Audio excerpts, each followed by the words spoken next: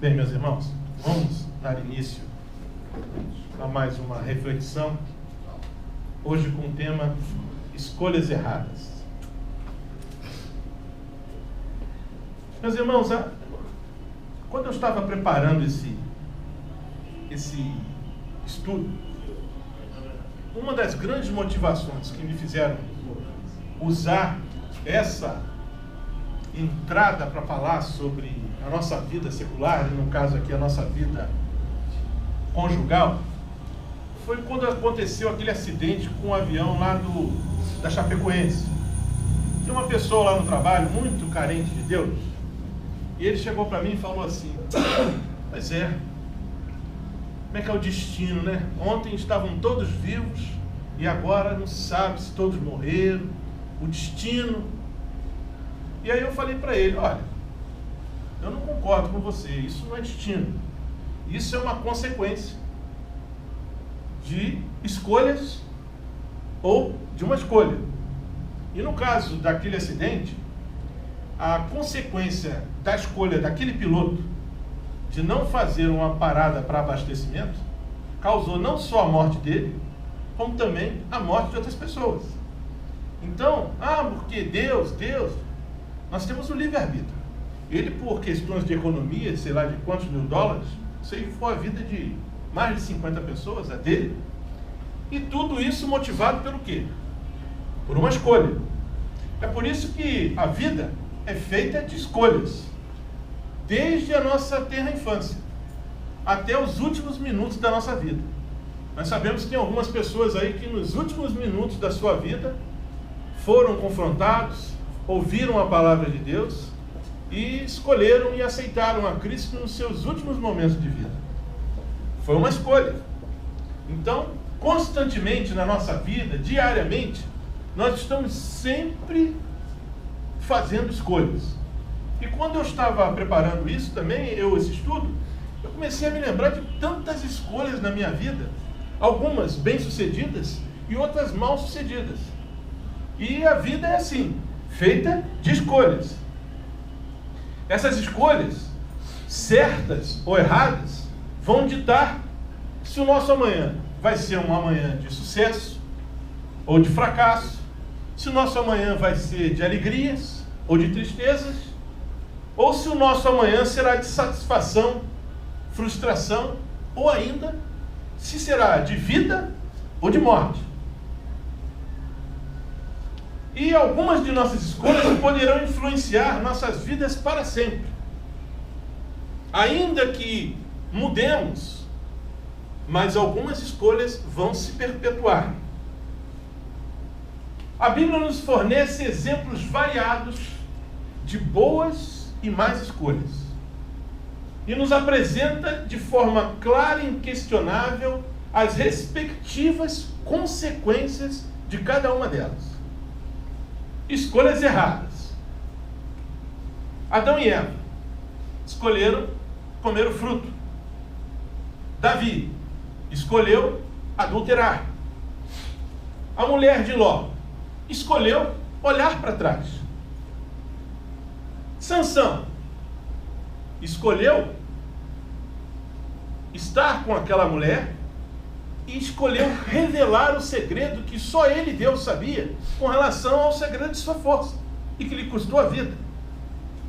Jonas escolheu não ir a Nínive e por isso passou maus momentos naquele barco, tendo sido jogado em alto mar e resgatado por aquele peixe que todos conhecem a história.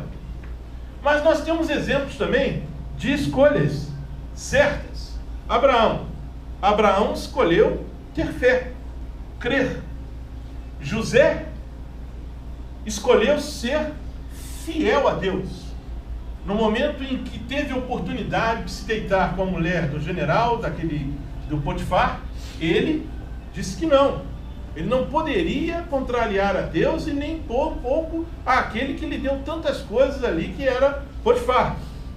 Josué, inclusive, foi mais longe. Ele disse: não sei quanto a vocês, mas eu e minha casa serviremos ao Senhor. Uma escolha. escolhas certas. Neemias estava lá como copeiro do rei Artaxerxes, numa boa, comendo do bom e do melhor, numa situação completamente estável, mas escolheu sair do conforto para poder ajudar o seu povo, que estava sendo oprimido, a levantar o templo e a levantar os muros de Jerusalém. E Ruth, no momento em que fica viúva, ela e a sogra, ela escolheu: o seu povo é o meu povo, o seu Deus é o meu Deus. E cada uma, se nós ficássemos aqui folheando, relembrando tantos exemplos que nós temos na Bíblia de homens e mulheres que tomaram escolhas erradas e escolhas certas. A bem da verdade, tudo isso gira em torno de obedecer ou desobedecer. Todas as nossas escolhas na vida cristã vão estar sempre entre o certo e o errado, quando o errado significa desobedecer a Deus e o certo, obedecer a Deus. Vamos ler rapidamente, antes de entrarmos na aplicação dos casais, para que a gente possa corroborar e verificar como é que erros tão longínquos estão presentes até hoje. A escolha de Adão e Eva. Algo que a gente lê e, por incrível que pareça, existem alguns nossos irmãos que acham que isso é poesia. Mas, a bem da verdade, tudo isso aconteceu revelado a Moisés por Deus, e eles receberam uma ordem. Uma ordem. Vejam, depois do pecado, nós passamos a ser regidos por quantas ordens? 10. Os 10 mandamentos. Mas antes, só havia uma ordem. E se analisarmos, essa ordem era uma ordem, que não era tão difícil de cumprir. Obviamente, dentro da nossa imaginação, porque qualquer um de nós que estivéssemos lá, faríamos a mesma coisa que Adão e Eva. Mas para que vocês possam ver como é que uma simples escolha mudou tanta coisa. A ordem de Deus foi a seguinte: e ordenou o Senhor Deus ao homem, dizendo: de toda árvore do jardim comerás, livremente, mas da árvore do conhecimento do bem e do mal, dela não comerás, porque no dia em que dela comeres, certamente morrerás. Então, Adão e Eva tinham como opção, como escolha, obedecer ou desobedecer. O que aconteceu? Adão e Eva, olha lá, em azul, escolheram desobedecer. E quais foram as consequências? Vamos lá. Viu a mulher que a árvore era boa para se comer e agradável aos olhos, e árvore desejável para dar entendimento. Tomou do seu fruto e comeu, e deu também ao seu marido, e ele comeu com ela. Quais foram as consequências desta escolha errada? Primeiro, a mulher, Deus declarou: multiplicarei grandemente o teu sofrimento na gravidez. Com sofrimento você dará à luz filhos. Seu desejo será para o seu marido, e ela a dominará, e ele a dominará. Às vezes a gente passa batido aqui nesse texto e entende tudo como dor de parto. Mas olha como é que o texto não fala só disso. Ele diz o seguinte: multiplicarei grandemente o seu sofrimento na gravidez.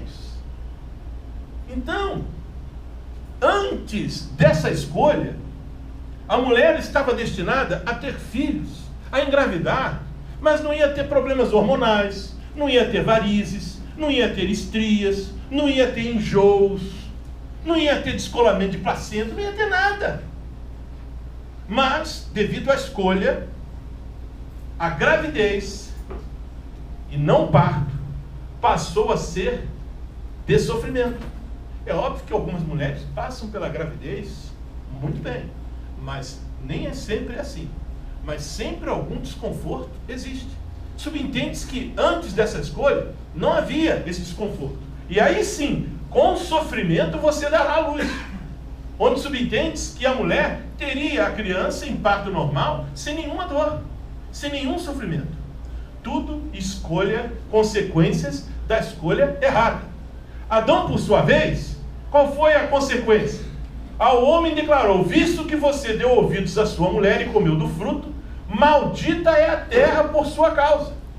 Porque lá no paraíso, onde Adão estava, a terra não era maldita. Adão já encontrou aquilo tudo pronto. Não precisava plantar, não precisava adubar, não precisava lidar com pragas, ou nada. A terra autossustentava. Mas quando a escolha errada de Adão aconteceu, esta terra passou a ser maldita. Com sofrimento, você se alimentará dela dias da sua vida. Quando a gente vê aqueles agricultores lá no Nordeste chorando a perda da sua lavoura, a seca, não vem água, é esse sofrimento. Voltado para o nosso dia a dia, que não somos agricultores, o desemprego, a corrida pelo trabalho, o acordar muito cedo, o ser demitido invariavelmente, tudo isso é sofrimento. Tudo isso advindo de quê? De uma escolha. E além disso, como eles estavam num lugar que era o Jardim do Éden, onde era praticamente a antessala do paraíso, era a antessala do céu. Deus andava ali, conversava com Adão, tudo ali feito, à sua disposição, produzindo, não tinha necessidade nenhuma. O que aconteceu? A escolha errada, agora o homem se tornou como um de nós, conhecendo bem o mal. Por isso, o Senhor Deus o mandou embora do Jardim do Éden, para cultivar o solo do qual fora tirado. Quanta consequência, mas não parou aí.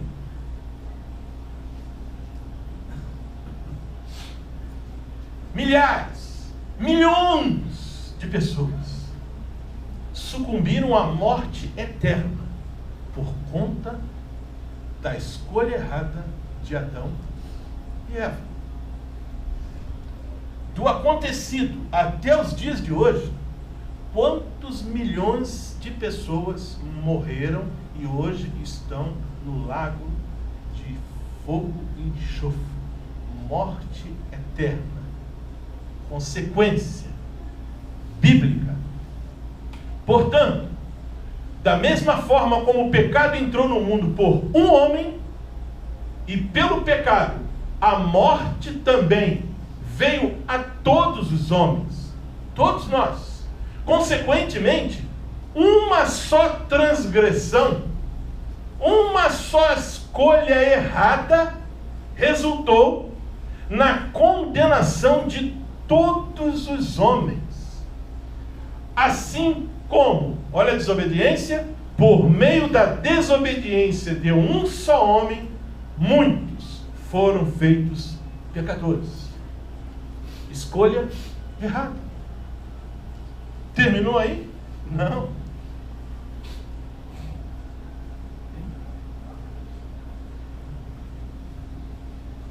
O que Deus teve que fazer, meus irmãos, por conta da escolha de Adão?